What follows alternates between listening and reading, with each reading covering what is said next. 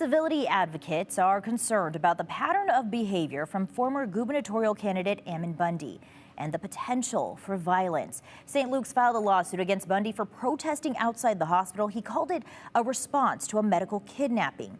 While the hospital system says the disruption caused problems, including diverting ambulances. Andrew Bartline followed an online meeting with the Western State Center. Andrew, what's their concern?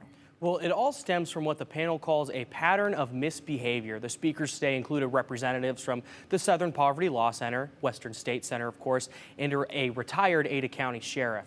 In that briefing today, all speakers said Bundy routinely frames himself as a victim to get support and then frames the government or any organizations against himself as his oppressor. He uses this framing to justify his actions, which in the past have included standoffs with the United States government over grazing rights and federal lands. I think the real question is Bundy going to try to push something? Because as time goes on, he realizes his supporters are now getting bored of this and nothing's happening. Will he push something to create the confrontation, much as what happened over in Malheur? That trigger event, I think those are the dangerous situations. St. Luke's filed this lawsuit in response to Bundy organizing protests outside St. Luke's for, of course, what he called a medical kidnapping, as we touched on, of his friend's child, baby Cyrus. The protests disrupted the hospital, diverted ambulances to different locations, and Bundy has not showed up to any court proceedings since, and he says he will not show up. Bundy further told me on the phone today he is not interested himself in any sort of violence. Yeah, I want to be left alone.